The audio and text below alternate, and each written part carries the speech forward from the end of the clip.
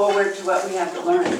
We learned a lot, but now we're going to learn action, I think. Yes, absolutely. Thank you so much.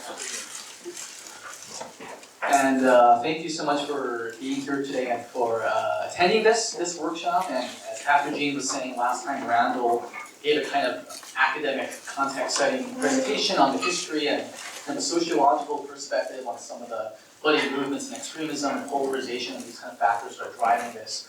And so today's training is going to be very hands-on, very workshop-y, very skill-oriented. We'll have 4 or 5 different breakout groups and role-plays activities, and we'll be moving around. So I think this room will be perfect for that. So yeah, thanks for being here. And just really briefly, my name is Ryan. I'm with the PDX project, which I'll introduce in a moment. And my background is actually in mediation and conflict resolution. I've been practicing as a mediator for several years. And so a lot of the skills that we'll be learning and practicing today are definitely derived from some of these mediation and conflict resolution practices, and they'll kind of be, hopefully you'll be able to use them in different settings of your life, not only to de-escalate dangerous or potentially really bad situations. So yeah, thanks for being here.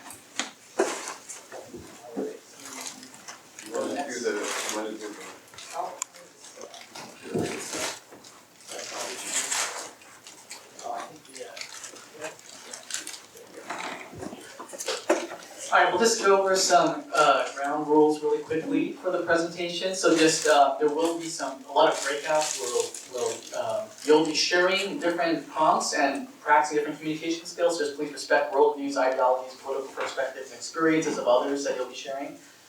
Growth mindset. Some of this will be a little uncomfortable, and some of these are challenging conversations. So kind of a willingness to be stretched and challenged a little bit. That's kind of how we learn.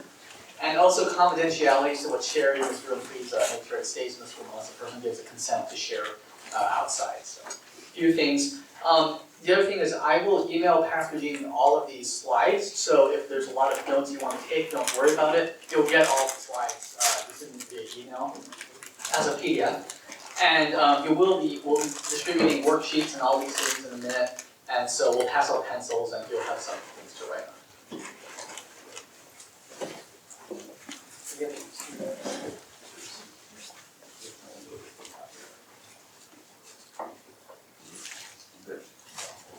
So just a little agenda for today. So we'll start with this pre-test survey that you did last time. Again, apologies for having to do this. It's part of our training, part of our requirements. So thanks for putting up with this. Then I'll give a little context for how some of these de-escalation skills fit into our PDX project. And the kind of heart of today's workshop is going to be what's called the CLARA method, and CLARA is an acronym that we'll learn about. And we'll go through techniques to stay calm and centered, listening, acknowledging skills, responding to people with powerful questions, and then adding more information and more perspectives that you can offer someone. And then we'll practice all of these things iteratively and go down the list. So it'll be very systematic. All right, so we're going to start with this pre-training survey. So again, I apologize. If you want to do this on your phone, you can scan the QR code up here. And for those of you who don't have access to this, we will pass out pencils and a test for you to do really quickly. This is just for you to assess the knowledge gained, for us to assess the knowledge gained during the workshop. So yeah, thanks for doing this. We'll pass these out now.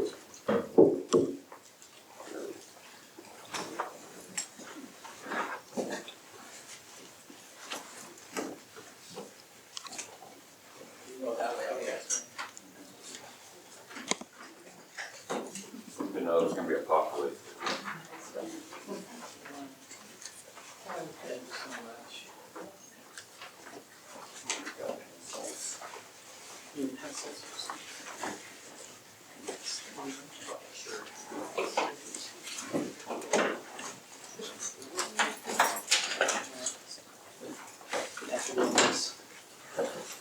Who else? Does anyone need one? Doing it on the phone. Oh, here you go. You want Yeah, we're both. Okay, cool. Thank you.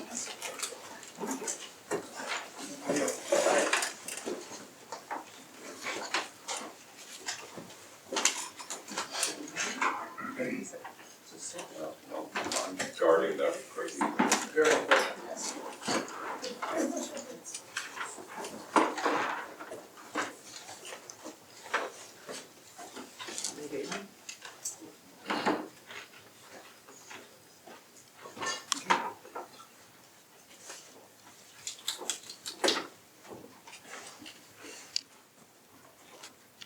Or the end of the morning in the training. And then I get, And Probably gonna be home by upset, and I get upset, so it's. all right. Working to find other ways to do it. Okay, so before we go on with the skills thing, I'd love to hear from a couple people, several people. Who wants to share really quickly? What is your why for this training? What brings you? What inspires you to be here today?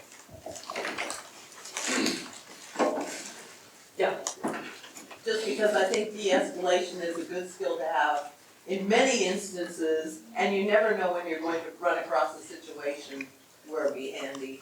Beautiful. Yes, thank you. Absolutely. Who else wants to share? Yeah. So there's a lot of rhetoric in politics right now, again, that is attacking LGBTQ plus people, of which I identify.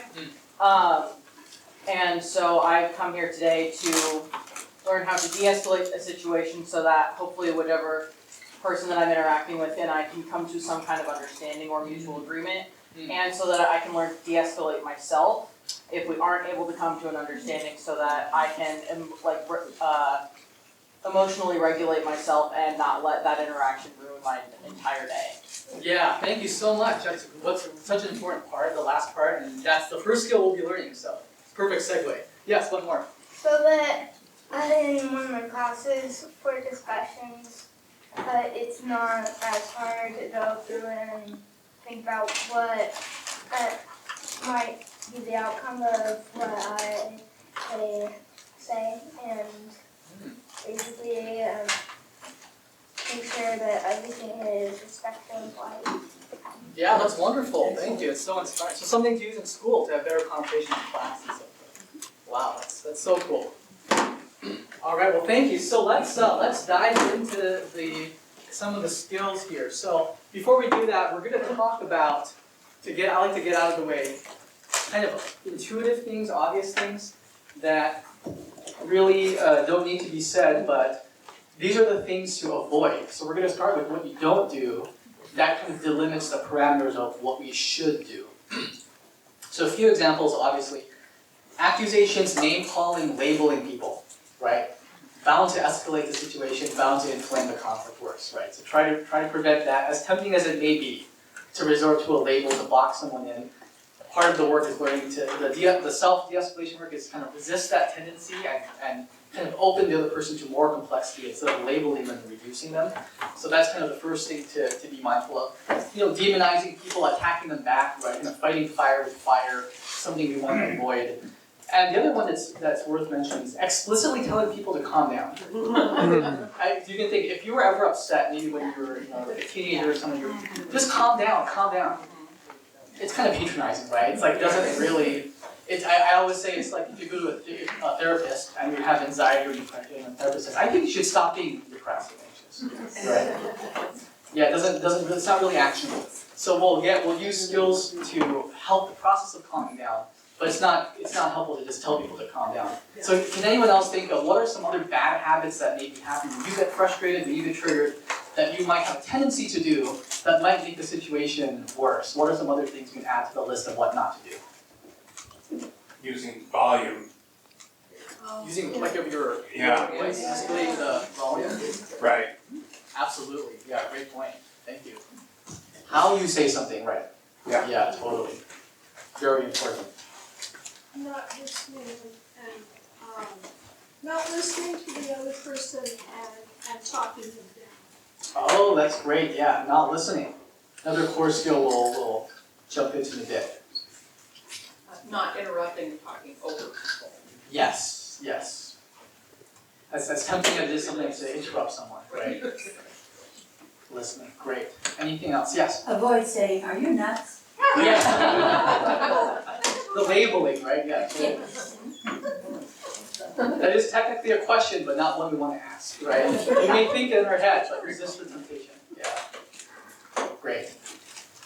Awesome. So we have a little map of what to not do. Go pop back up.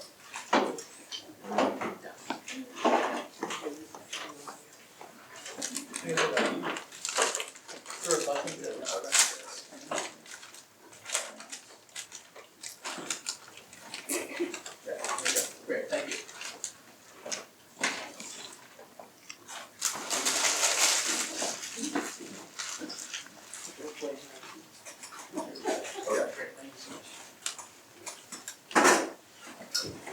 All right, so we're going to get into the CLARA method. So CLARA is an acronym, and these are the kind of the 5 steps that we're going to walk through each one. And in a moment, we'll pass out worksheets, and as we go practice each skill, you'll make a personalized plan for yourself with your favorite personal de-escalation techniques, your favorite conversation techniques from this training, so you have a roadmap of how to navigate these difficult conversations. So CLARA stands for, the first C is center and calm, right? Kind of going back to what you were saying.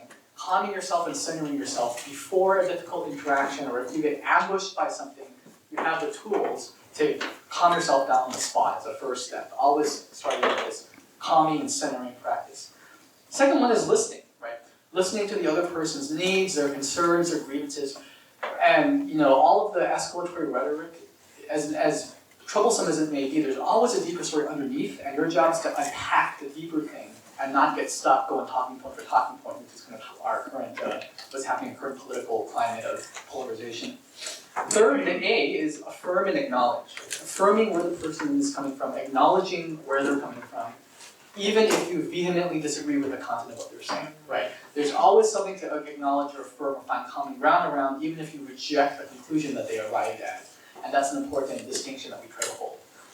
The R in CLARA stands for respond. So after you've listened and you've acknowledged someone, how do you respond? With your own questions and with the questions to get them to open up more so you can build that deeper understanding of where they're coming from.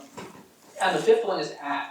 And this is adding more information, adding more perspective, maybe something that you want to say, maybe something that will help them, a resource, maybe they're just having a really bad day because they're hungry and you have information on where to get a cheap cheeseburger that's actually really good around here, and you can give that to them, right? So just any kind of additional thing, and then doing these iteratively. So this is not like a formulaic kind of linear process, but these are all of the skills we'll go through linearly to kind of learn about them. So let's start with common centering. Right. This is a really important skill to have as the first tool in the toolbox of CLARA. And so obviously it's important to stay calm prior to engaging. So I'll just share some techniques and we'll practice 2 of them together, and then in a moment we'll pass all these worksheets and you'll fill in your own technique that works for you. So some techniques people use are having a physical anchor. So a physical anchor is something to do physically that you practice when triggering or when you feel escalated, when you feel really emotionally revved up, you have a physical tool you can do. So my technique that I do is I very slowly move my neck like this, and then back to the other side. It's not very obvious, but it's something that I practice when I get anxious, and so if I'm ambushed by an anxious situation, I just start doing this and kind of calming down very slowly. My wife presses an acupressure point on her hand, this part right here, and she'll just. So if my wife and I are talking and she starts doing this, I know I've said something to upset her, right? But for other people, it's subtle enough that they may not see it. Another thing is visualization or calming memories, right? So having a visualization could be a spiritual symbol, it could be a religious figure, it could be it's like an experience in your life of maybe when you're in a beautiful place, you remember that. Practicing that visualization, and then when you're in a situation, you can just kind of summon that image and have that calming effect. Another technique we'll practice in a moment is called scaling, and this is where you ask yourself, on a scale of 1 to 10, how upset am I? Right? And sometimes when we're really upset, all we know is, I'm really upset, but when you ask yourself that, I think I'm actually just a 6. I can deal with 6. Yeah. Maybe a 6.5. If you say that, a 7. But right now, I'm a 6. Another one is creating your own script or kind of like mantra or phrase to use, right? So one that I say for myself is, I'm afraid, but I'm not in physical danger. I'm afraid, but I'm not in physical danger. Right, that can be helpful to kind of practice that and repeat that to yourself. Naming and sharing your own feelings and sensations. So one woman who does a lot of protest de-escalation work says she was feeling really nervous and both sides had guns and she was going to approach for a conversation. I don't always recommend that, but she was very brave. And she says, she goes up to the guys with the gun, she's like, my body's feeling really nervous right now. My heart is pounding and I feel really nervous. How's your body feeling? It worked, right? She was just authentic with where she was and asked, how do you do it, right? And the other one is that I like is creating a ritual to do before you go to, if you're going to be in a difficult conversation, if you have a difficult Thanksgiving conversation, doing some kind of a ritual to get yourself in the right mindset to do this kind of work, right? So my ritual before giving a presentation is I wear nice clothes that I don't normally wear. And it could be really simple things that people do, right? Kind of like how like doctors or surgeons before they are going to operate on someone, you know, scrubbing up is actually an important ritual that people do to get you to shift mindset into that particular role. And so it's helpful to kind of develop that. So what we're going to do is I want to pass out some of these, and I'll pass out to this side. This is a worksheet everyone will fill out, and let's see. Everyone have a Clara worksheet. Okay, awesome. So we're all gonna, so you can, in a moment, you can write down in that box your personal favorite technique that I mentioned, but we're gonna practice one all together. So you can see on this diagram, this is like the thermometer of how calm, how big are your feelings, right? So the blue is totally calm, peaceful, serene. Red zone is like very heightened. We have this kind of middle yellow-green zone. So I want you to recall an experience, right, where you might have approached the red zone, right? Did something happen to you? Something that you hear, maybe political narrative that's really activating for you, really triggering for you. And just kind of feel what it feels like internally, right? Does your heart start beating a little faster, right? Maybe you'll have a tendency to maybe clench your fists a little bit of tension. I feel tension behind my neck and head, a little bit, my gut gets a little tight, right? Now I want you to think about a number on a scale of 1 to 10, 1 being totally calm and 10 being totally ready to like attack someone. How do you feel? How would you rate this experience?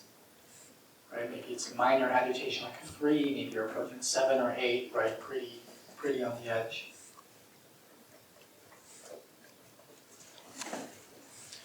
Okay, so now that you've kind of quantified your degree of intensity, we're going to practice a technique called, some people call it square breathing, some people call it box breathing.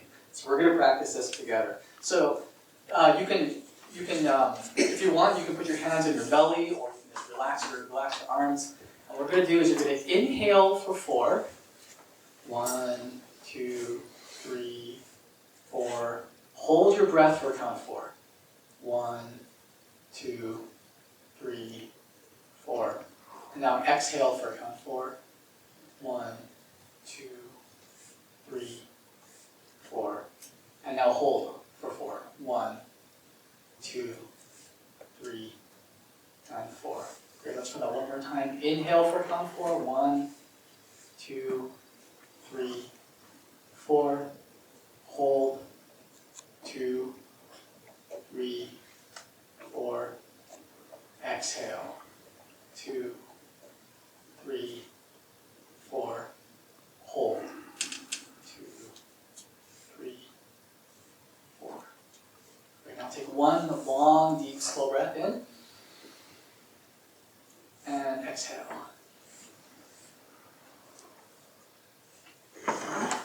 Okay, and revisit that number in your head that you initially had on a scale of 1 to 10. Did it go down? Great. So now you have a kind of technique that you can practice before a situation or even during a situation. So in your little Clara worksheet, go to the first, the top segment, and in this box on the right, write down some favorite techniques that you're going to use. It could be Clara, it could be visualization, physical anchor, and just write down a technique that you will intend to practice for yourself after this workshop in any tense situation you might be in.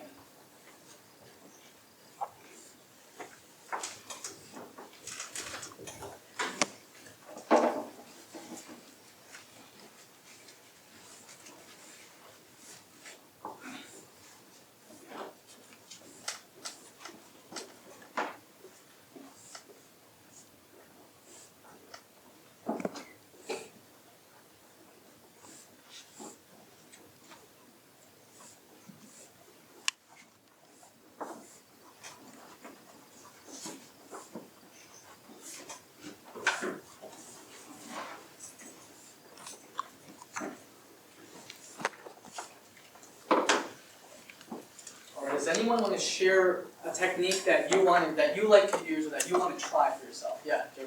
Buddy system. I don't know if you've covered that one, but when I am involved in a conversation that could get heated or is getting heated, having somebody there, just, there. Totally. Either they participate in the conversation or they find ways to, they use de-escalation techniques of their own. And so you're working in tandem with someone to deliver a very emotionless argument. Oh, I love it. Yeah, really. I didn't include that at the beginning, so thank you for mentioning that. That will be at the end, but it's such a great point. Yeah, someone who can be that anchor for you. Absolutely. Who else wants to share? What's Yes. When I, Go ahead. like, when I've been, like, just trying to calm myself down about something, I actually sometimes try to visualize the beginning of Tai Chi, which I do often, and, that has a really calming effect on me. So you visualize the movement? The movements to the beginning of it, so. Oh, I love that. Yeah, thank you. Beautiful. You guys are We're partners, I do the same. Yeah. Awesome. Yes. Stepping away and getting perspective. Either through doing your own outside research, even doing Google searches, talking to another person that has like a more neutral, like third-party viewpoint. I love that. Yeah, thank you. Yeah, getting a second or third or fourth opinion and perspective and kind of getting a bigger picture. Yeah. Wonderful. Excellent. All right, well thank you. So you have your first technique, common center, great place to start. You all have something on that. So now let's get to listening. All right, listening. Everyone's favorite thing, listening. So obviously, so important, right? I like that. Apparently, this Jimi Hendrix said this. I just put this in on a brainy quote. So I don't know if you listen. Knowledge speaks, but wisdom listens, right? Why is listening important? For all the obvious reasons that you can already think of, right? Helps people feel seen, heard, and understood. Allows you in a situation that's tense to stall and calm things down, right? You're buying time. When you're listening, you're not escalating it actively, right? So even if the person is upset, you can give them time to unpack. You get more information, insight about where the person's coming from, right? You're really listening. What are the underlying things really happening, right? Listening for the main point, what the person is really trying to say, right? Not getting fixated on the details or the content always of what they're saying, but what is the real heart of what someone's trying to get through to you, right? And really giving that gift of listening to someone, right? Really, really important thing. So we're going to do a little listening drill, but before we do that, same thing as before. Let's talk about some bad listening habits, right? Either some that you notice in yourself, or some listening habits that maybe a friend or someone does, and that you don't feel listened to. Yeah, what are some? You're talking and they're on their cell phone. On their cell phone. Absolutely, yes.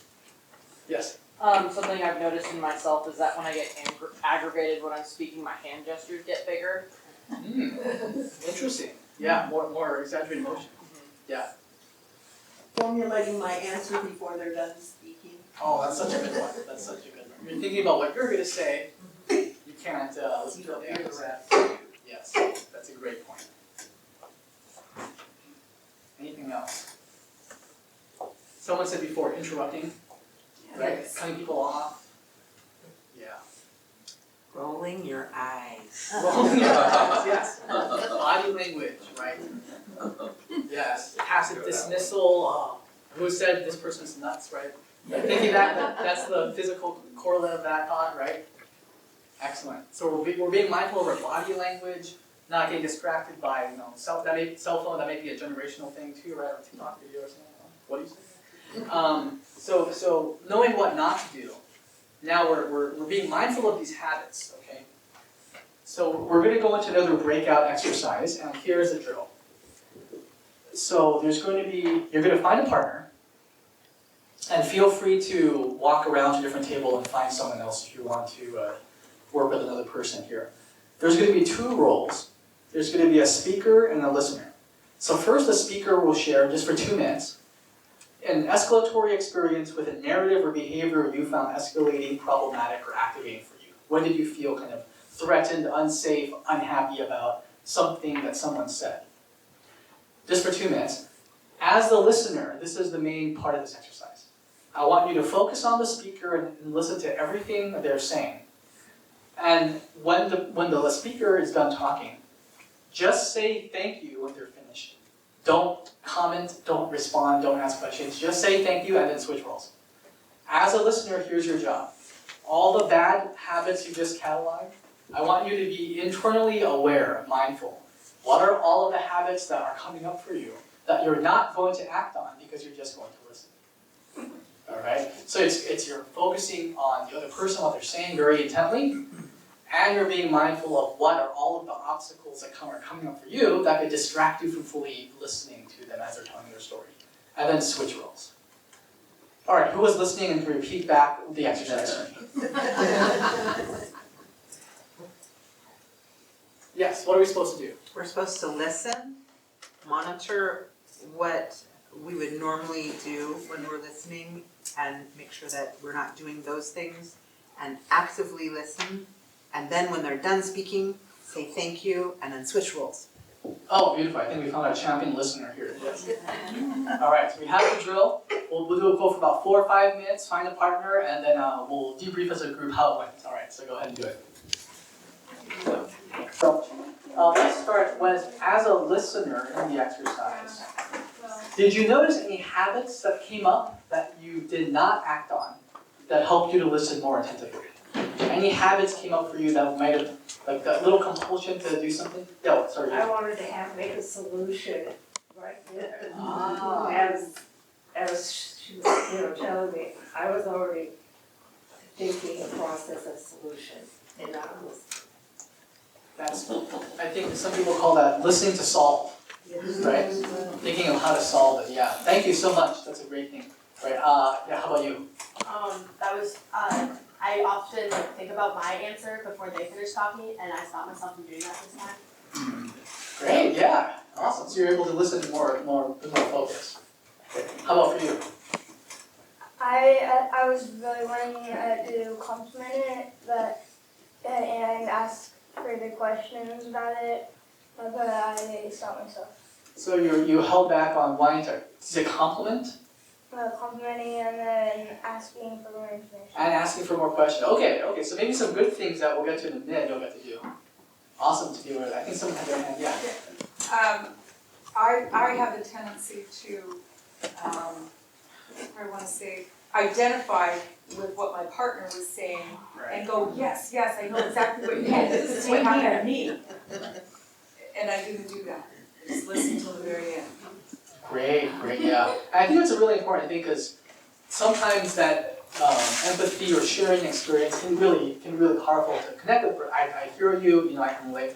I think the danger is when you accidentally make it about you then, right? Exactly. Like someone says, oh, I've had really bad, kind of illness. Oh, I have that too, I'm so bad, let me tell you, right? So, yeah. So good to be aware of that. I think that one more person. Yeah. The one I was listening to had an interesting story to tell, and so I wanted to hear the end of it. So I found myself really listening, which is difficult for me. and yes, and as the other one, and I identified with what she was saying. So there was nothing confrontational about that. Yeah, thank you. It's easier when the story's interesting and when we agree with them, right? Yes. Jeremy. So Heidi took the exercise seriously and told me something serious, and I listened to her, and then I was not serious. I told her when she was listening to me, and I was telling a story of something that somebody I was in a conversation with, and she responded brilliantly, even though I absolutely did not respond that way to that person in real life. So for me personally, it's harder to listen, and it's harder for my heart to not start racing if what they're saying to me is absolutely crazy. Absolutely, yes, thank you, yeah. Definitely a challenge. That's where the first technique can be helpful, right? But tons of practice, yeah, thank you for sharing that. All right, well thank you, I love, oh, one more prompt. When you were speaking, when you were sharing your story, how did it feel like to share something when you knew the other person was just gonna listen and not interrupt you? Or how did that make any difference from you? Yeah. What was it like? It was nice, right? I felt like I could go on a diatribe, which I did. Thank you, Heidi. It's freeing, right? It's nice to be able to know that you're not gonna get cut off. Yeah, how about you? For me personally, I'm used to talking with other people to find a solution or to just talk about like possible outcomes. So it was honestly a little awkward for me to just talk and not be able to like continue the conversation as like trying to solve problems, trying to come up with better solutions for the future and things like that. Like just talking to talk was a little awkward for me personally. I wish more people were like you. Thank you very much. Yeah, I think you had your hand raised. I did. I was thinking it was a little bit awkward too, because I would, if I'm gonna vent, if I was venting, I would want someone to acknowledge that you're venting. Wow, that's really upsetting, and he just said thank you. Thank you for sharing. That's a perfect segue to the acknowledge section right up next. So set us up for that. And you know, all of this is a little awkward, right? My mediation told me that learning these skills is like learning how to play a sport like basketball, right? First you just practice dribbling, then you just practice passing, right? Then you just practice shooting, and then you'll scrimmage and put it all together. So that's kind of what we're building on. So it is awkward in a real situation. Maybe don't just say thank you and drop it, right? There'll be more, and that's what we'll do next. So. And you can go to your sheet, and if you caught any bad listening habits for yourself or any kind of habit, write down things you don't want to do and how you can correct that, or what you will do to help you listen better. What will you do to not act on a bad listening habit so you can focus more attentively on someone? Go ahead and take 1 minute to write down that strategy for yourself to practice it. Reflecting back what the other person said in your own words, or narrating back some things verbatim that they said if their word choice is really important to them. But paraphrasing back what you said in your words shows that they understand, that shows the other person that you understand, you really understand what they're saying, and you're not just parroting them, right? So the other person knows that they're being heard and understood by you, and you're making an effort to do so. It's a really important signal in the conversation. So some of my favorite phrases to paraphrase are, let me see if I understand you, blah, blah, blah, blah, blah, blah, blah. Yeah, I heard that. Is that accurate? It sounds like you're saying this. Did I get that right? Right. So you're asking if you understood them, and you're checking to see if you got it correct, right? And what I like about affirming and paraphrasing is if the person is going on and on, this is a great tool to politely interrupt them and say, well, hold on, let me just make sure I'm understanding what you're saying. Pause the conversation, repeating back, instead of just shutting them down, right? That's a really helpful little tool sometimes. Just, oh, so I hear you're saying this, and you can kind of reassert yourself in the conversation, but subtly. Helpful tool to do that. And this diagram here shows a really good paraphrase, or really good acknowledge. Someone's thought, you're venting, right? It's like a jumbled mass, like a tangled ball of yarn, your thoughts are all like, and the person will paraphrase and clarify and kind of tease them apart for you, summarize. And if you're really paraphrased well, you say, oh my God, you said that better than I did. That's the phrase you want to hear when you really got it. Oh my God, you said that better than I could. In fact, your paraphrase gave me insight on my own problem, on my own struggle that I didn't see. But you captured it. You nailed it, right? So this diagram just shows, right, kind of different stages of how we're able to communicate our thoughts. So you can think about a whole bunch of different things. You can think about almost anything in the universe. What you can put into words and articulate is a smaller slice of that. What you say to someone else is a smaller slice of what you can say. What others hear from what you say is a smaller slice of that. What others actually understand is an even smaller slice. And the conclusions that others may draw may have nothing to do with what you said or what you intended to convey. Kind of like the game of telephone, right? By the time it goes around, it's like, how in the world did you get that phrase? That's just how it works. So this is why paraphrasing is so important. You close the gap between what you think someone says and what they actually meant to convey. So this is a really powerful skill. And with that, I would like to call 2 very brave volunteers to do a demo to the front of the room. Who would like to come up?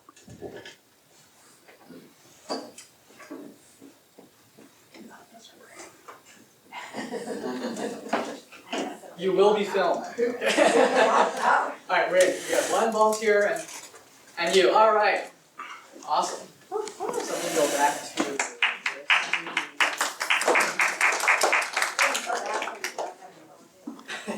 Thank you. Alright, so we're going to do a little live paraphrasing demonstration for the whole world to see. And so what you're going to do is you're going to share, one of you is going to share a prompt, the other person will listen, and then paraphrase back what you heard them say and then check back in with them. Use one of these phrases if it's helpful, or use your own paraphrasing word choice. And the prompt is, when was a time in your life where you felt misunderstood by someone? When was a time in your life where you felt misunderstood by someone? And keep it to about 45 seconds to a minute so you don't overwhelm the person listening. And then the other person will paraphrase back. So who wants to start? I know. I'm still thinking of one. Okay. I know. Time when you felt misunderstood. Yeah.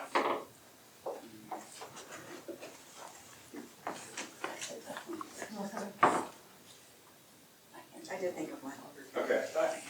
So this is when I was teaching at an institution, and I was planning a trip to my sabbatical, and I wanted to actually go to North Korea. It was a little safer time, but it was like a lifelong dream to go to North Korea, because I lived in South Korea.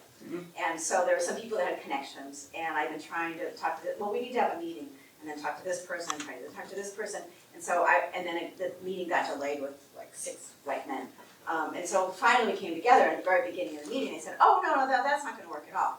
And here I've been kind of having my hopes on this for like about 6 months and waiting and trying to get it to happen. And then they just kind of brushed it off, just like, like, why didn't you tell me that 6 months ago? I would have gone to another plan. Now I don't have a good option for a plan B. And they just, and then they went on to talk to their local father.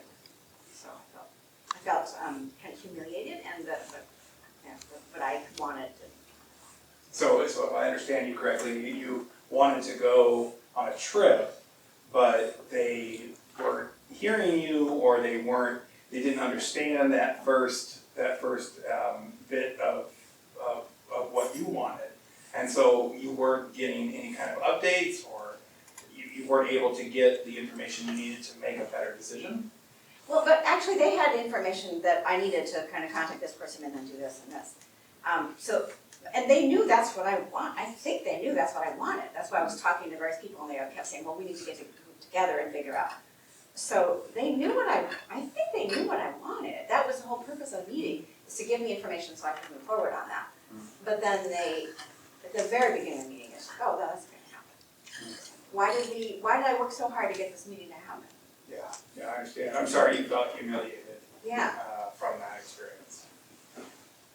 Great. How did you feel that his paraphrase was in terms of capturing what you're... Well, first not. I felt like he didn't quite understand, but then when I could correct it, then I did feel like I was understood. Yeah. Great point. So sometimes you paraphrase and the person says, that's not quite what I meant, and you give them a chance to clarify, so the misunderstanding doesn't happen, and you feel, I assume, you feel good knowing you have a chance to clarify. Right. Correctly. Right. Awesome job. Great. So now, do you have a story you would? Well, we can change the prompt if you're drawing a blank too. I'm not drawing a blank. It's just it gets controversial. Awesome. All right. So more controversial, the better. I'm going to use the example Heidi and I were using back there. So I was trying to explain to someone a long time ago about the scientific reasons for global warming, why global warming is a thing, and how we got here, and what are the steps to try to come back from it. And what I got from the person who I was speaking to did not understand any of it, and it raised my heart rate, and then things kind of went back and forth. And before you knew it, I was walking away from the conversation because I didn't feel like I had the chance to explain myself well, even though I used facts and science and everything. I felt like nothing landed, and that's the part that has me here at conflict resolution. So it sounds like you know a lot about global warming, and you've done a lot of reading, and you got a bunch of facts. And you put it together in a concise a way that would make sense to the person you were telling. Yeah. And it just didn't sink in at all. Yeah. And then you felt so frustrated because here you were, this is so important to our world, and you were trying so hard, and you've gotten all this knowledge, and it just didn't go anywhere, and so you were like all upset, and so you could do nothing but go away. Yeah, exactly right. Thank you. I know. How did you do with that paraphrase? Better than me. Awesome.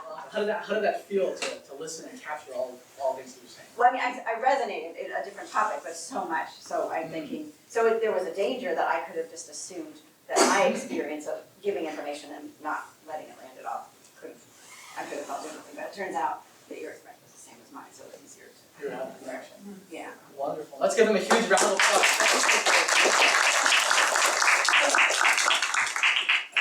Amazing demonstration of skill, and thanks to Pastor Phil to have all the videos for everyone to see the amazing job. Especially being put on the spot, right? So you can see the power of this exercise, what it feels like to be acknowledged, what it feels like to make an attempt to acknowledge someone, to know that the other person is trying their best in good faith to understand what you're saying and repeating it to you, right? And there might have been a disagreement here, but it doesn't matter because you're just acknowledging what they're saying, right? And so we're going to pull up one more chart that I just made up. So these categories might not be the most important ones, but this is a little chart of when someone says something. This is like the table I think that's talking about, like people are saying crazy stuff, right? People are saying stuff that's wild, inflammatory, totally inaccurate, non-scientific, et cetera, et cetera, et cetera. How in the world do you find a way to acknowledge them, build common ground, find something, right? So this chart is kind of a way of poking around the issue to still build some connection. So one is values and ideals. Acknowledging the underlying value. We might have different interpretations and implementation of the value, but nevertheless, we could still value the same things. You know, I value safe community, you value safe community. I want the best thing for my kids, you want the best thing for your kids. I value freedom, you value freedom. Might look different, but we still always have it as a starting point, right? Emotions. Acknowledging where someone's coming from emotion. Oh, that sounds like that's been a really hard experience for you. Yeah. You know, I also resonate with, I also feel terrified about that issue. I feel very worried about this, etc. Right? Emotions. The other one is arguments. Yeah, I hear the argument you're making. I think I understand the case you're making for this point, right? Data points and facts. Someone spits a lot of facts. Yeah, so either, oh yeah, I agree with those facts, that they are accurate. You know, we might have different conclusions drawn from them, but I agree that that is indeed a fact, or I haven't heard of that, but I'll take your word for that. And I would love to do more research later and get back to you on that, right? Issues with a side is one I'd like to talk about. So people are attacking different sides. Yeah, I also don't agree with my side does that. I also get frustrated when my side does that, and I don't agree with that, and I can acknowledge that, right? And the other one is just acknowledging that certain problems do exist, which in today's world is a big start, right? We may not agree on the solution, but at least we agree that this is a problem, right? We may not agree on the solution to homelessness or gun violence or whatever, but at least we have common ground that this problem exists, and it's better than you thinking that there is no problem at all, right? Although for some issues that is kind of the case, but for a lot of them, we can still acknowledge that as a first step. And so if you have some genuine agreement, you can say that, like, oh, actually I do agree that this is a really, really big problem in society, right? If it's authentic for you. Not, oh, I agree with your conclusion or your solution, right? But you can agree with something else. And then just being authentic and kind of holding the nuances around. Maybe I agree with one point, I don't agree with this other point. One thing I see myself saying a lot, especially on Twitter, or X, whatever, is I agree with some of the substance, but I have to be honest, I don't totally agree with how you're saying it. It's a little bit too inflammatory, you know, like it's a little bit too like othering or demonizing, but I do agree with some of the substance of the critique. Or I don't agree with the substance, but I appreciate the spirit in which you said it, right? I appreciate how you said it. I don't agree with the conclusion, but I like the tone, right? So just little things like that go a big way to de-escalating a very tense situation. Once you have more common ground, that builds to the next part. So let's do another exercise here in your tables now. So again, you're going to get into now groups of three. Groups of three. And what we're going to do is we're going to have three roles. There's a speaker, a paraphraser, and an observer. As a speaker, we're gonna get a little bit more controversial and escalate to the most controversial thing right into this. As a speaker, you have two problems to choose from. Either something you disagree with your side about, whatever side you identify with, like politically or theologically or ideologically, something you disagree with your side about, or an unpopular opinion that you have. Okay, so you have two choices as a speaker. The paraphraser, you're gonna listen to what the other person says, and then acknowledge, paraphrase, use your favorite phrase to repeat that. And the observer, record any insights that you observed from the interaction, what worked, what didn't work, and then switch roles. We won't have time to get through all three roles, but just speak for about 2 minutes, maybe have a 1 minute paraphrase back and forth, and then try to switch. So we'll do this for about 8-10 minutes, and before we go in, who can tell me what we're gonna do in this exercise? Yes? We're going to practice basically listening, trying to use the skill of paraphrasing that we just learned and put it into context, and then we're going to try to share ideas respectfully. Beautiful. Yeah, thank you. I'm gonna be the observer, record insights. When you're done, switch roles, and we'll come back and review how it goes. So the observer is recording insights. What's an example of an insight that they might notice? Sure. So an example could be the word choice that they used to paraphrase didn't work. I needed clarification. Or the summary was too short. Or the paraphrase was too detailed and not concise enough, that kind of thing. Yeah. And then just observe for yourself to see what it's like, and then that'll give you insight to try and observe. All right, so we'll see you back in about 8 minutes. I'll be the observer. I'm Blue. Yes, nice to meet you. Nice to meet you too. So I personally identify myself as a Democrat, and there are a lot of very modern Democrats right now calling themselves Democratic Socialists. Okay, so we're going to debrief this from the perspective of the three roles in the exercise. So let's start, if you were the speaker role, how did it feel to have someone paraphrase or reflect back your unpopular opinion or your disagreement with your side on it? Yeah.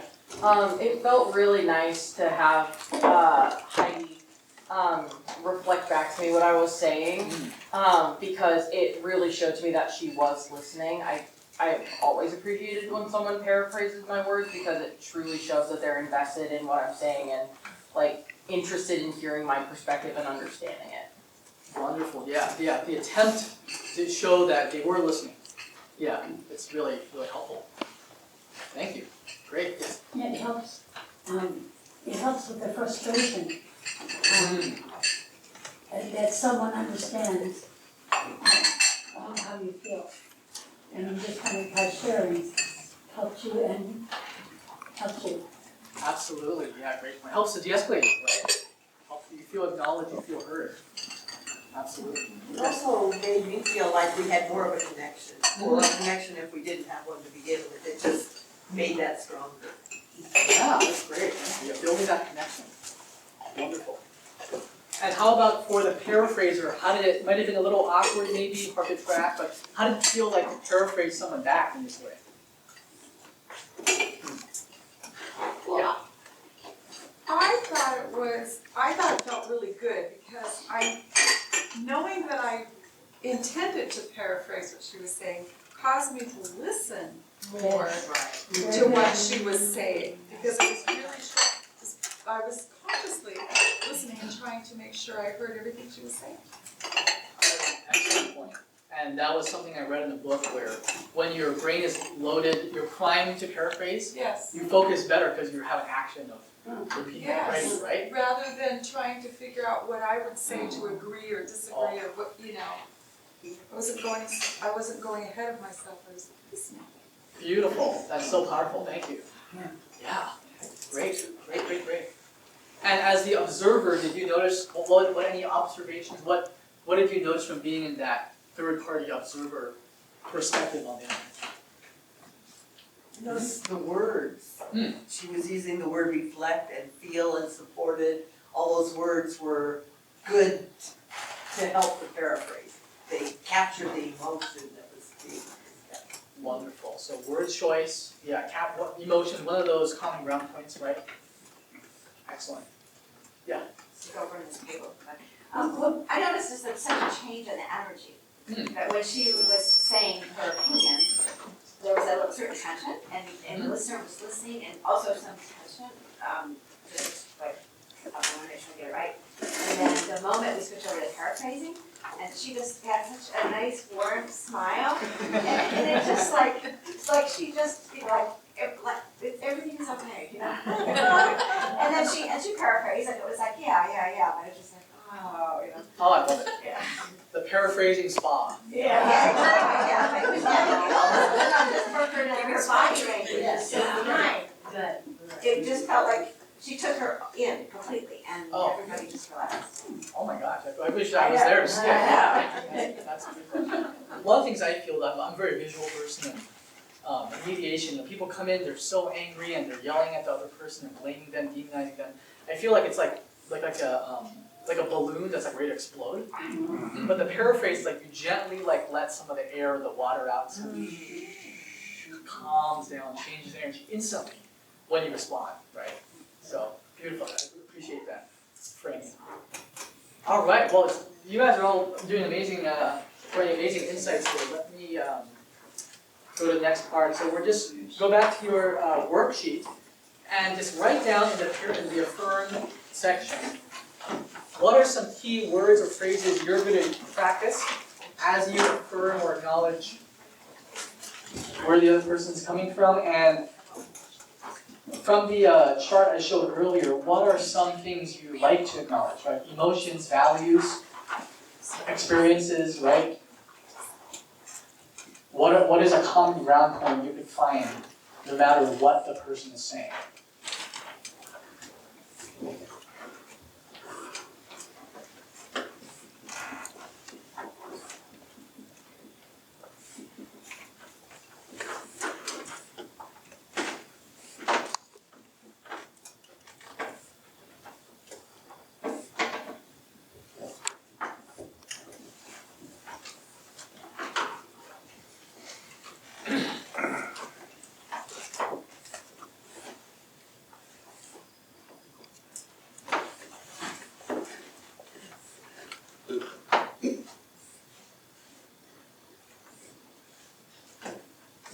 I brought this chart back up if it's helpful. These are the different common ground points that I listed.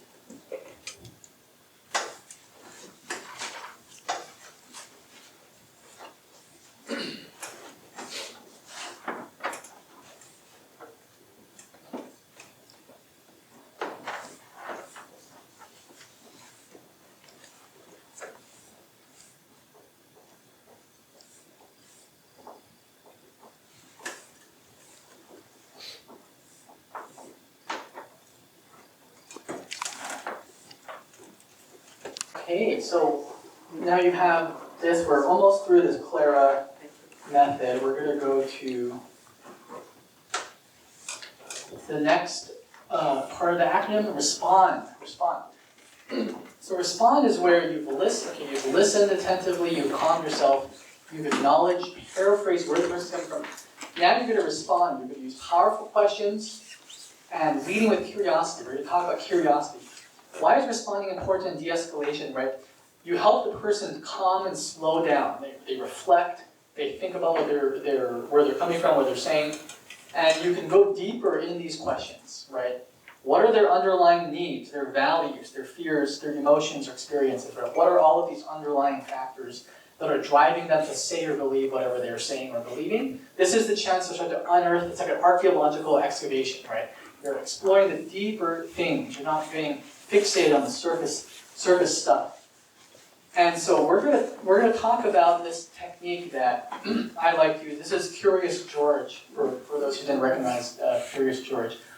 And someone that we've worked with before is a man named Daryl Davis. Daryl Davis is he's a black jazz musician who became famous for having extemporaneous conversations with clan members and building a friendship with them, and in turn de-radicalizing and deconverting them through friendship. And he uses a mantra that I like called curious, not furious. Right? When someone responds with something inflammatory, you respond with curiosity instead of anger and aggression. And the idea is that it's hard for the brain to jump from anger to empathy. Right? If I'm really angry at someone, I can't just go to like empathizing with what you're saying. I don't care about what you're saying. I think you're wrong. I think you're crazy, right? When you get curious, it's an easier kind of bridge. Oh, I'm angry at this person. Actually, let me get curious. What does that mean to you? What does that look like to you? Tell me more about that, right? And so then you can become more empathetic and understanding. But curiosity is how you can get there. And so we're going to do a little technique that I love to do before any difficult conversation, and I call it curiosity loading. Where you kind of prime the pump of curiosity, and you can stay in this mindset or attitude of curiosity.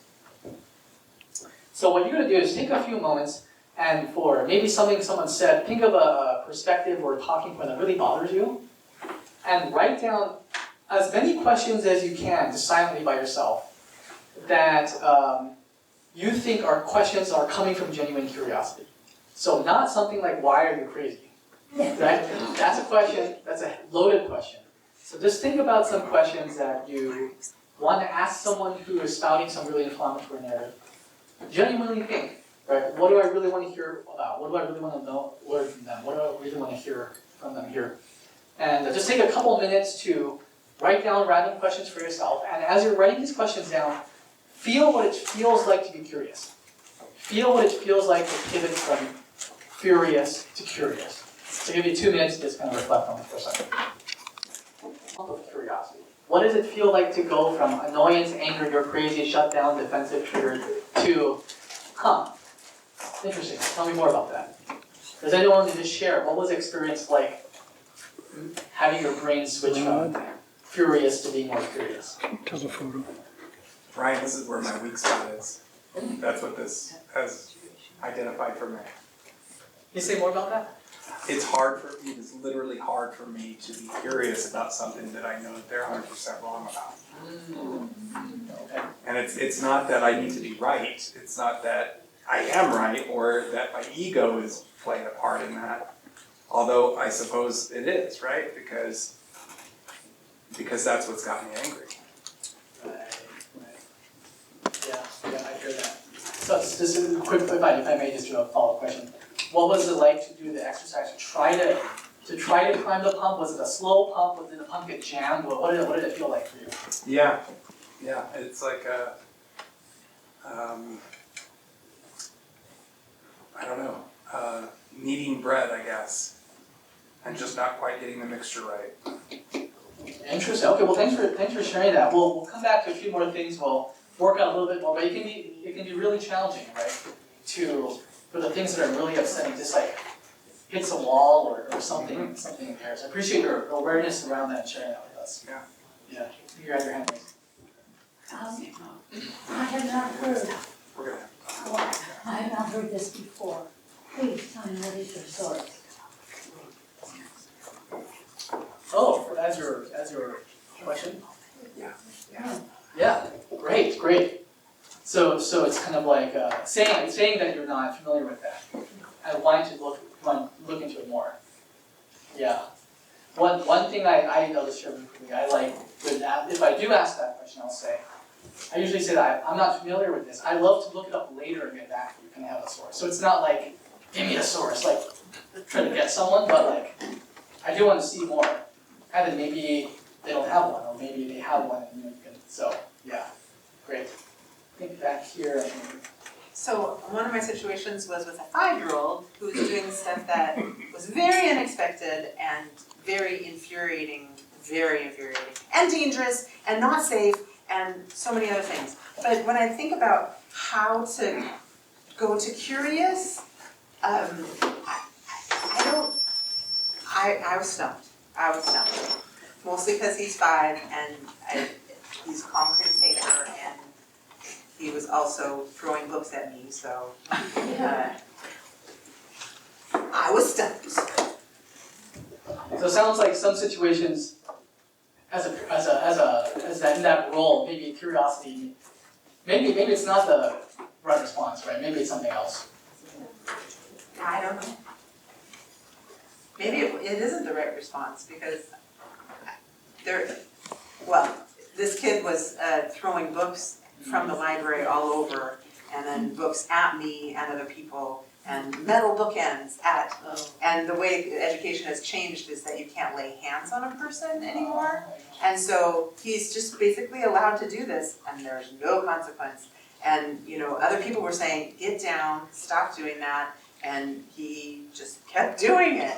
And I'm the librarian, so I get to clean it all up. And kids were scared that had come to the library to check out because, books are flying and that's dangerous to have a book fly and hit you in the head. And so I was just like, this must stop!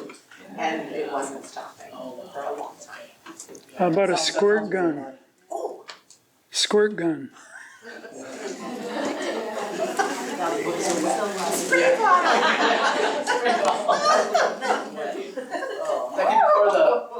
For the Clara method. Oh, no. Spray bottle. Clara's spray bottle. Yeah, that's challenging. I'm not an expert on dealing with kids, so that's definitely a different, could be a different skill set, but yeah, definitely. Yeah, it may not be the best tool to use in all circumstances. Okay, so we're gonna do a little bit more work with questions, and then we're gonna practice them on some really difficult narratives. So now we're gonna look at how to design effective questions. How do you design powerful questions that don't seem like they're gotcha questions? They're genuinely wanting to get to that deeper stuff, right? To really continue the archaeological dig. This is like your drill or shovel. So we've established curiosity. Are you coming from a place where you learn more? Inviting the person to share. You're opening the conversation with them. And this is specifically about open-ended questions, right? Open-ended questions begin with what or how, and they allow the person to elaborate to the maximum, right? So it's not as pointed as a yes or no, like, do you believe this? No. End of the conversation. What does that mean to you? It changes the energy. You feel there's more to say, right?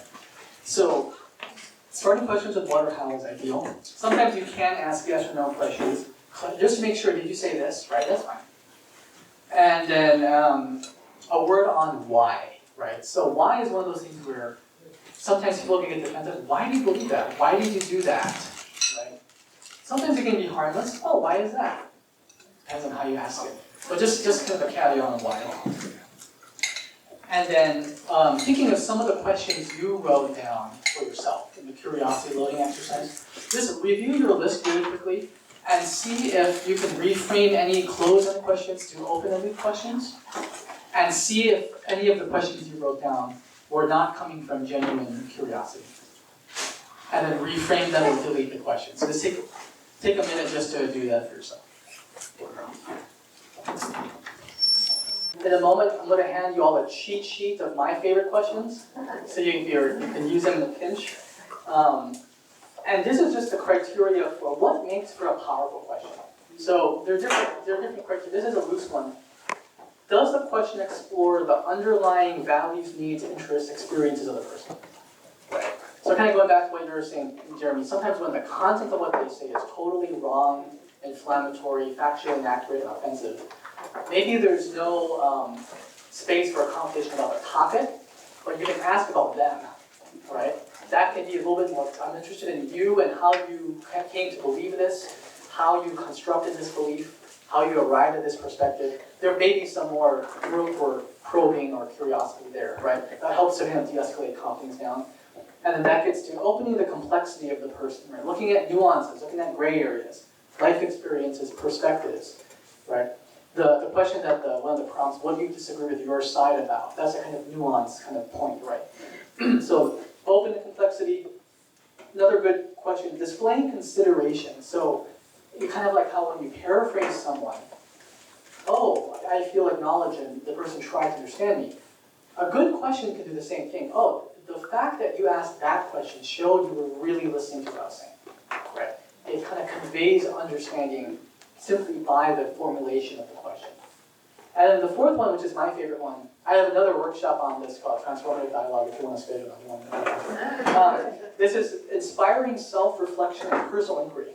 So one of my favorite things is I'll ask someone a question, and they'll say, it's a good question, I'll have to think about that later and come back to you on it. Yes, I love that response, right? The person's thinking, they're calming down, they're not in this kind of, Randall has a great phrase, lizard brain. Lizard brain. The questions get people out of the lizard brain and into a reflective from their neocortex, right? So you're not just in a fight or flight, you help the person be like, let me think about that more, right? These are all some criteria. And this is a diagram that I made that is easier to show on Google Slides, but which we're not using right now. But the idea is that the powerful questions will reveal the deeper things beneath the surface of the water. So the escalatory rhetoric, the really inflammatory BS things, BS bologna sandwich things people are saying, right? We want to get beneath that, and that's what questions do. So someone says something inflammatory, we're going to do a role play, and a second round we'll play an inflammatory character. What are their social contexts? What is their cultural context? What is their material situation, right? Maybe they're really struggling there. What are their personal life experiences? What are their core values? What are their concerns and fears and grievances? Do they have any psychological trauma, anything emotionally really hard for them? What is their thinking process like, right? All of these deeper questions about the person, about how they make sense of the topic, not necessarily always about the topic, if it's a no-go or just really difficult. So this image kind of gets at the heart of what we're talking about here. So let me see where we are in this. Okay, finally, you're all going to get a chance to practice this. Instead of the 1-2 punch, 1-2 punch, kind of a violent connotation. As a martial artist, I like 1-2 punch, but we'll go with 1-2 handshake. Okay, 1-2 handshake. The 1-2 handshake is paraphrase someone, open-ended question. Paraphrase someone, open-ended question. So it sounds like blah blah blah. What does this mean to you, right? What else is on your mind? So it sounds like you're really frustrated with this. How do you plan on dealing with that? How do you cope with that? How do you manage that? What do you want? On and on and on, right? And this is actually a technique from hostage negotiation. Hopefully none of us will have to do any of that, but this is helpful. You turn a closed-ended situation into an open-ended question. So if someone is like in this kind of ultimatum mode, it's either my way or highway, black, white, yes, no, closed. How do you turn that into an open dialogue? That's what some of these questions are going to do. So we'll all get a chance to practice the 1-2 handshake, but now I thought I would do a little demo to kind of show someone the clearer method, so you'll get to see it, and then you'll get to practice it. And so Randall here, as from the presentation, Randall's an expert. He spends a lot of time on the internet. He knows all of the talking points. Yeah, like a good day. He knows all of the talking points, all of the narratives, any kind of inflammatory thing. So this should throw it out to you guys. We'll put you on the spot, see if it works for you. Is there a specific, ideological line of thinking or narrative pattern that's really hard for you? Randall will play that character and we'll practice de-escalating him. Yeah. Transphobia. You got a roll? Yeah, I got it. Wait, let me get it. No, I just remind everybody that I'm acting. This is the people that I spend way too much time with. So what we'll do is, I don't know what he's going to say. We have not rehearsed this. This is not scripted. I'm going to get ambushed by him, and you can come at me in the most inflammatory way, behaviorally and narratively. Okay. All right, here we go. I'm so sick of hearing about all this gender bologna sandwich. There are two genders. It's determined when you're born, and what is all this trans business? It's so simple. Why are you trying to make this so complicated? I'm sick of drag queens. I'm sick of rainbow flags being waved in my face. It's super simple. There's just two genders, and everything else is meant to deprive us of God's message that there are two genders, of biology and science's messages that are two genders. I'm sick of it. We didn't talk about this stuff when I was a kid. Now everywhere I look, there's a rainbow flag and somebody talking about trans this and trans that. And when is this going to stop? Can we get back to normal reality, please? Yeah, so it sounds like you're really frustrated about some of the questions, some of the conversation going on with trans issues, LGBTQ issues. Sounds like you shared some confusion, some frustration, and it sounds like you want to get back to something else. Did I get that right? Yeah, things don't have to be this complicated. What are we doing to the young people? They're so confused now. They don't know if they're a boy or a girl or a cat or whatever. If they want to identify as something, we know what they are. And so why are we doing this to them? Yeah, so I'm hearing this element of confusion. Like there's this kind of confusion for some people. It sounds like for you there's some confusion. What has it been like to kind of process that confusion, kind of mull that over for yourself?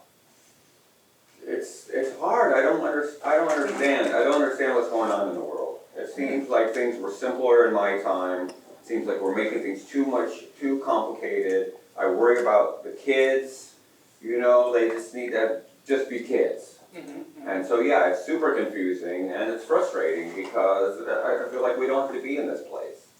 Yeah, so it sounds like the frustration, I'm hearing this kind of confusion. Things have changed a lot in a way that sounds like you don't agree with or that's hard for you. Well, how do you navigate this? How do you have conversations about this? It sounds like a hard thing for you to process. It is. I kind of gravitate towards people that think the way that I think.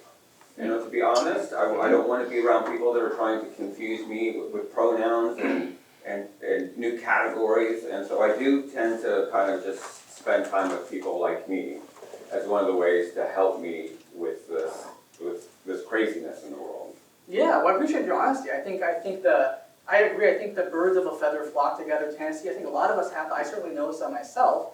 And it seems like we're able to have this dialogue here. I haven't shared my perspective yet, but I think we are coming from different perspectives on this. So we're having a conversation. We're having a conversation right now. It seems like. So how's it feel for you? Yeah, and I appreciate you letting me unload because sometimes when I say it, I have to be careful when I'm saying it because I might be saying to someone that wants to scream back at me or tell me I'm wrong or tell me that I'm stupid or I don't understand something. So it's nice to be able to have the chance to share that this feeling that I have. I know it's just a feeling, but it feels like, people in my category, maybe in my age group, or maybe in my faith group, or maybe where I live, kind of have the same feeling that we're being hit over the head, we're having it shoved down our throats, we're having it being bombarded on our kids, and we're in kind of a defensive position. We're trying to protect the world that we know, and yeah, it's hard.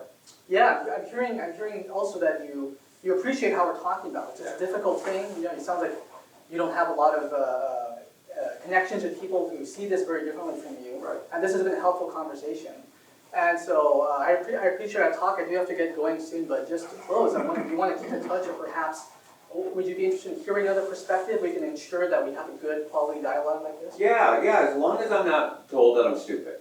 Okay. Or that I'm evil, or I'm a hate monger, or I'm a racist, or whatever. As long as it can be a respectful conversation, I'll talk to anybody. Okay. So you don't want to be labeled, you don't want to be reduced, you don't want to be called names. How do you want to be treated in a conversation about this?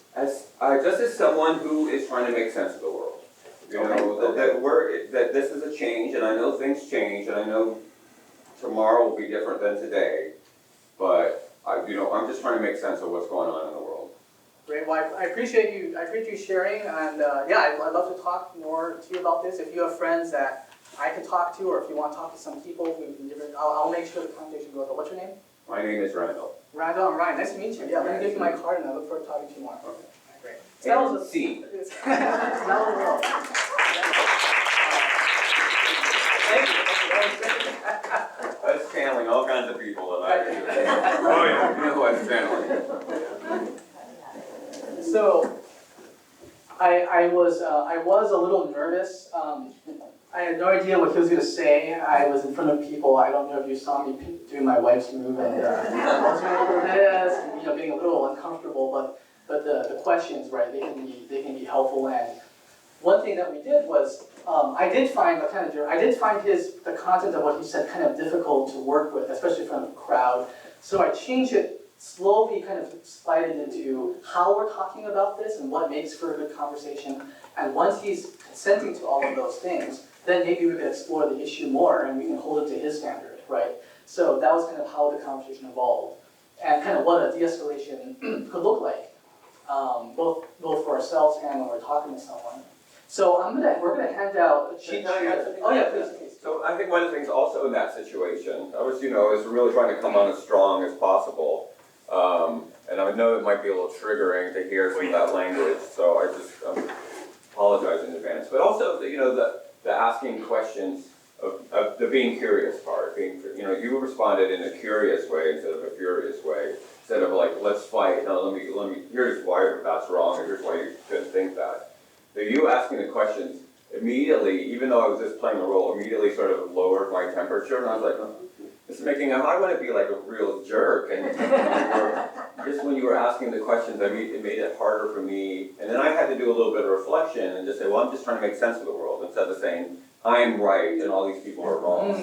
And by you asking questions instead of coming at me from the other side of the argument, it really took some air out of the balloon from your image. So I want to just highlight that I actually felt that as you were doing that. I really want to be a jerk. You're not letting me be a jerk because you're just being nice to me. So I thought that was a great little jujitsu trick that you did there to me. No, thanks for sharing that. I think one thing is, it's so tempting to fight back at the same level of what they're saying. Right? It's like, here's 10 reasons why you're wrong, and right. And what tends to happen is the person either escalates the interaction, and the person also will walk away with an even more hardened perspective. So there's a word that's called psychological reactance, which is where when your core belief, and it sounds like for this character, a lot of these kind of issues, they go to people's identity, right? They go to their values. When you feel like that's attacked, the person will double down harder on their belief as a way to protect themselves. So this kind of disarming, it's like the feeling I have is I was trying to not give you anything to attack. It's like it's all coming into this kind of empty space I'm holding, but not letting you, if I give you something to bite on, then you'll just hit back at our content, right? So there's a softening. He walked away with a kind of softened view, kind of extrapolated to an open-ended process of making sense of a changing world. That's obviously real situations are probably more difficult, but in an ideal conversation it goes something like that, and then we can meet later. Yeah, go ahead. So resist the need to fix. Ooh, say more about that. Resist the need to fix. I was so triggered by you, and I wanted to jump in, Ryan, and be like, okay, look, this is how it is.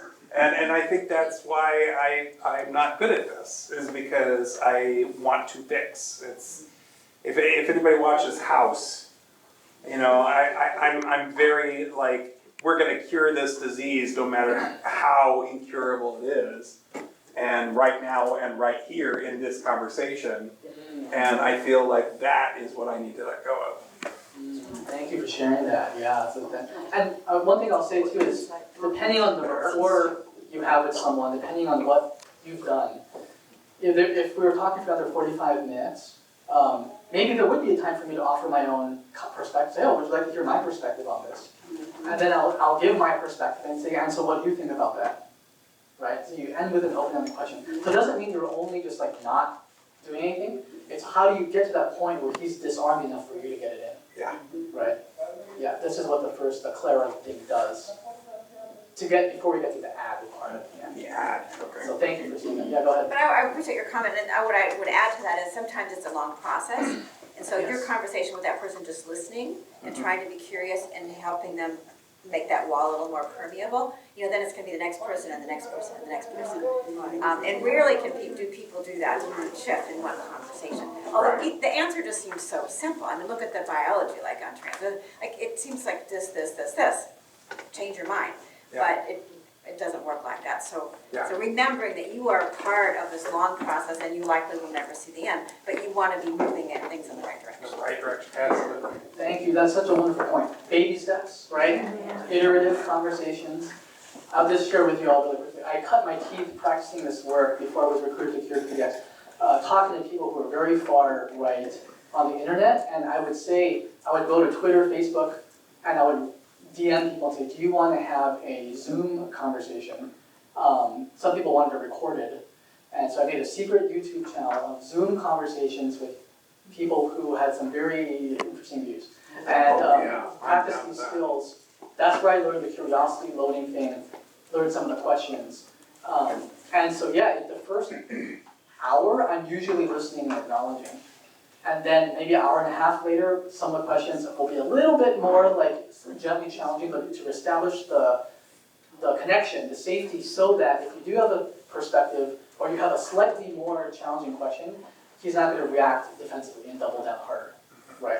Kind of soften, and then maybe a little bit of challenge, yeah. What I really liked that you did was you gave him the view of, there's somebody out there who will listen to me, somebody on the other side who's not totally against me, there's a little bit of an opening there. And that's, you know, that's huge, because he wanted a wall to hit, and you took away the wall. It's like a little pinprick of light coming through, and you know, And can I say, I do a lot of work with people who are in white supremacist groups and hate groups, and this is how we have the conversations. Instead of me saying you're wrong, here's the 10 reasons you're wrong, I just listen to them, and at some point, many of them will, when they're ready to leave, will say, Randall, you never put me down. You just listen to what I have to say, and I'd love to have a conversation. Can we go out and talk some more? Because I'm having second thoughts about these choices that I've made. Because instead of giving that wall to punch, I'm just creating that empty space. yeah. Great. Someone else on one more thing? I just had a comment. There've been a few references to martial arts here.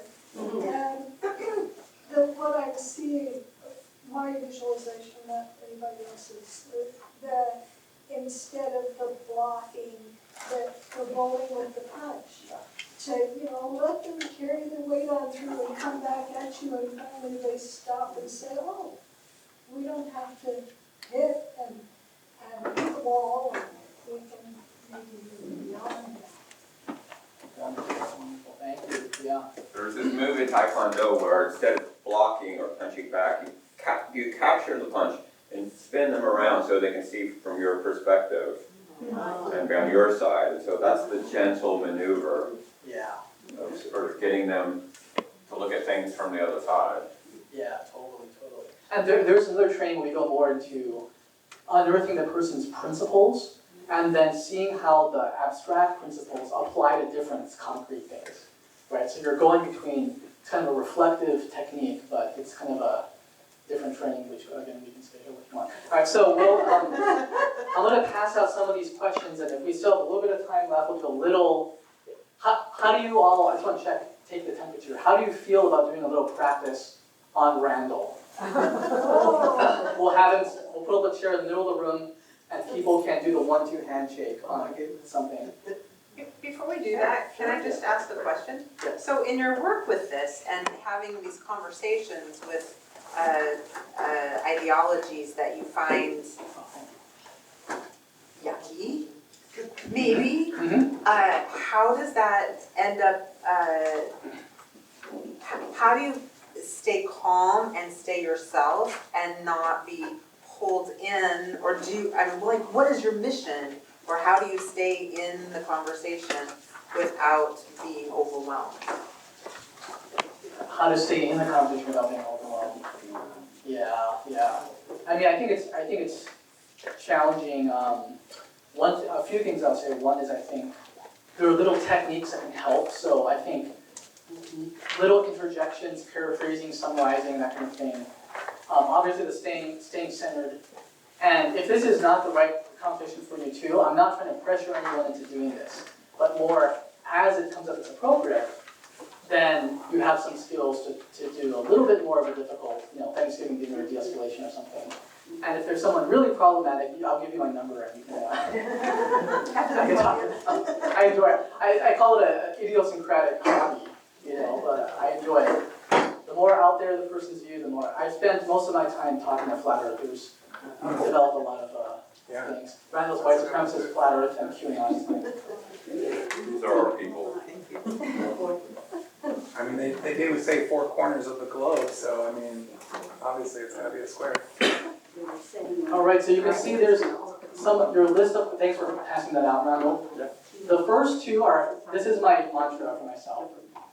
When in doubt, tell me more, or what else is on your mind, or what else do you want me to know? What else is coming up for you on this? If you're so activated you can't even think of a question, It's a tongue warning, right? What else is coming up? Sounds like there's a lot coming up. What else is there, right? And then while they're giving their elaboration, I'm gonna like send it. So now that we have the cheat sheet, I heard some people say they want to try one more thing. So for round 2, do you want to practice on the same triggering talking points, or do you want to try a different issue?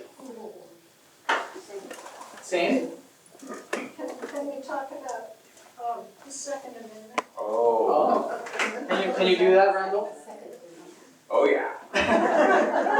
Okay, so here's what's going to happen. Randall, you want to bring your chair up kind of the front here, and I'll have this up. So your job. Yes, 2 arms. We have Randall here.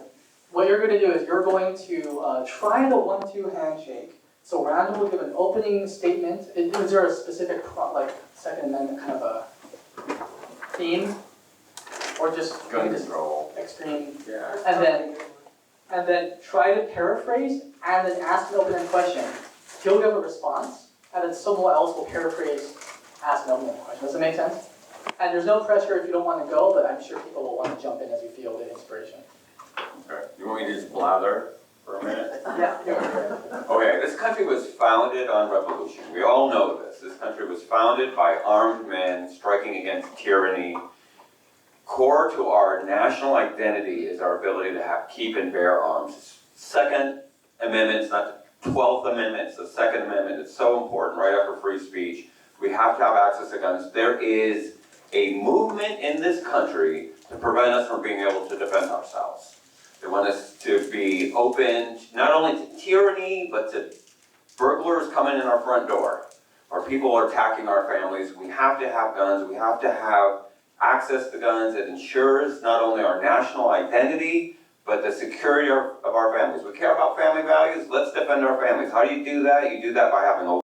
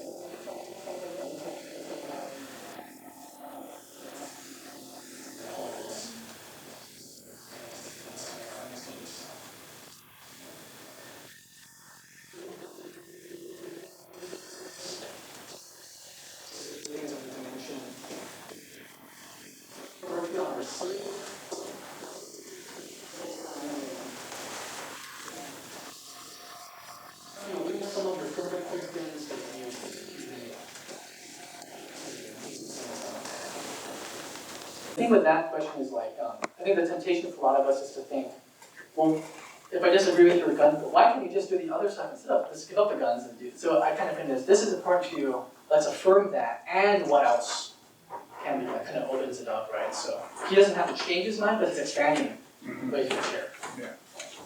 If you wanna come in just so quick, like you said, here's this family, well, the statistics are that your family's less safe and there's a gun in them. And all the suicides. Exactly. And all the kids that have this, and you wanna put that in there, but that would totally shut down the conversation. It would. So it's I would say, really well, about that's not gonna be my family. I keep it in the box and everything's safe, so that's not me, that's just, it doesn't apply to me. But then you can't pull it out quick when the so I don't know if that works, but. We're best Fight friends back now. on that. I wanna give it back. But the timing, No. it's a later, at a later point, you might have that, you might be able to, this is how I'm thinking about it. And I've got a family member who committed suicide with a gun, so I really don't want it in, and that's, I care about my family too. But now is not the time for that. It would have to be farther in the relationship. Yeah, yeah. Wonderful. Okay, well, great comments. We're just going to finish up with the A at the end, add. So we've kind of started getting here, right? It may not be needed, but you're offering potentially more information or perspective. Maybe 3 months of conversation, you can broach that statistic and say, I've seen a statistic that showed this and this. What do you think of that? How do you think this applies to you? Does it not apply to you, right? And then using I statements or me and my statements, and not saying you. So, oh, you want to do this, you want to hurt our whatever, right? So, oh, for me, I saw this statistic, or I came across this. This is my understanding. I see it this way. And then you say, and what do you think? You end with a question, right? And you can also use we language, which is also from hostage negotiation, right? You can say, so how do we figure this out together? So instead of like me versus you, it's now, so we've reached kind of an impasse. Where do we go from here? What should we do now, right? So that can be a helpful thing to do. So just really quickly on the add section, think about what you wanted to say back to Randall, and then how would you frame that in a way, I statements, me, my statements, we statements, where he might be more open to hearing it. How could you, so take a moment to reflect and write that in for yourself. How can you share your perspective or information that will help him be receptive to it?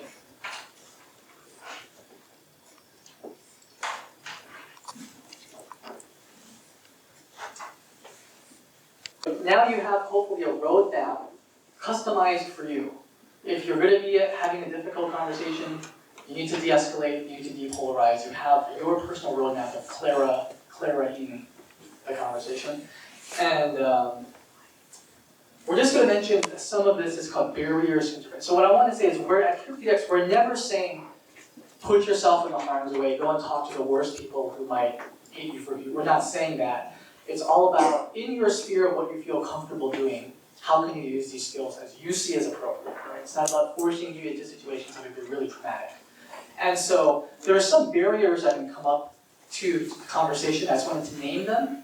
So not knowing what to do, fear of making things worse, not being certain that someone wants help, right? Fear of being the first to act in the de-escalatory situation, you don't want to, lead into it. Uncertainty of physical risk or emotional risk.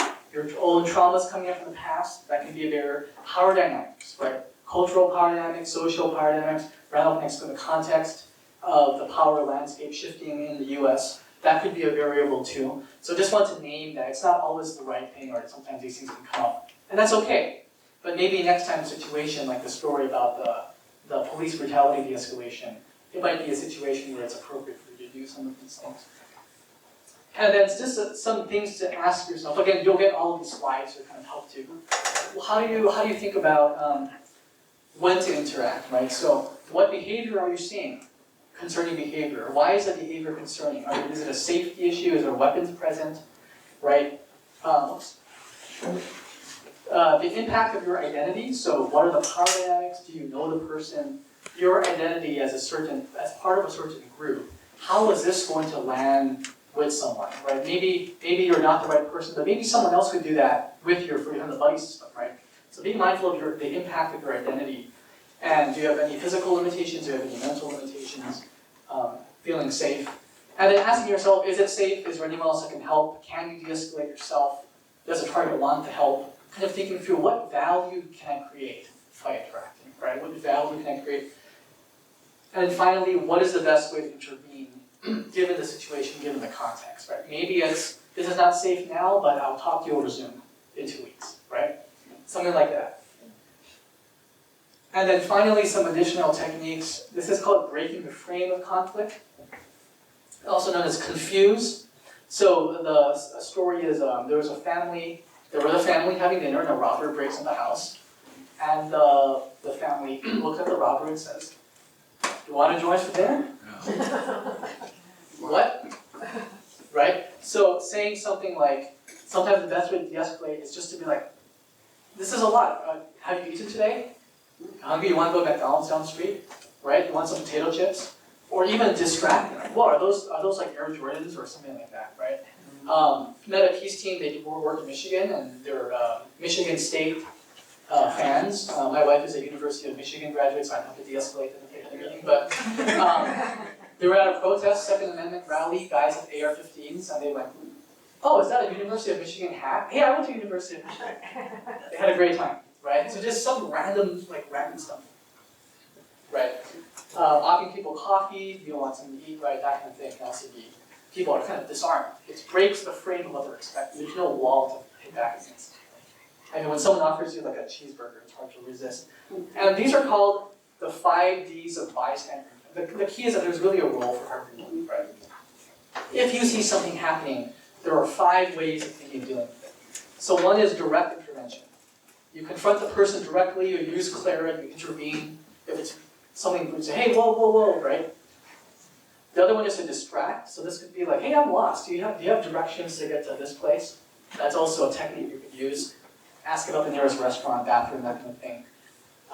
Delegating, so this is like asking someone else to de-escalate or intervene, right? So you're talking to someone who's a white supremacist, they may not want to talk to me, but maybe they'll talk to you because you're also white, so you have a identity basis, right? So thinking, who's the best person to have the conversation if I can't myself?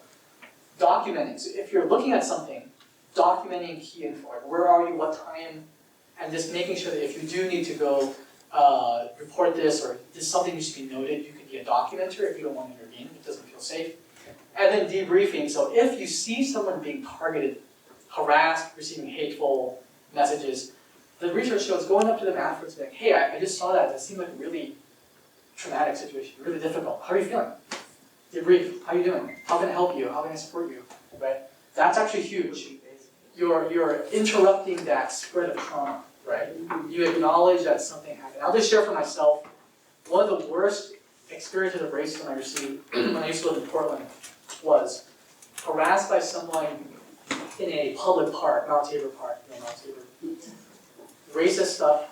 Hundreds of people were around the park, saw that, heard that, and not a single person acknowledged what happened. And I felt completely, I just moved from Hawaii to Portland in 2016. I was like, did I make a mistake leaving here? Like, I felt completely alienated and gaslit. If one person, hundreds of people are just said, "Hey, I just saw that, are you okay? That's really bad." You know? That would have made a huge difference. Right? So going to the person who's targeted and saying, "Are you okay? Is there a way I can help? How can I support you?" Right. That's something to do if you don't want to intervene directly. So we're just going to finish up. What's one thing you want to practice following this workshop? So you can look at your chart and just commit to practicing one skill, and very quickly for 2 minutes, just turn to someone next to you, share what you're going to practice, what you're going to commit to practice. Quick post-test run, I will hand out the physical versions. You can pull up the QR code on your phone again. And really want to thank you all for your wonderful participation, insight, beautiful display of skills. So thank you so much, and we'll pass out the test.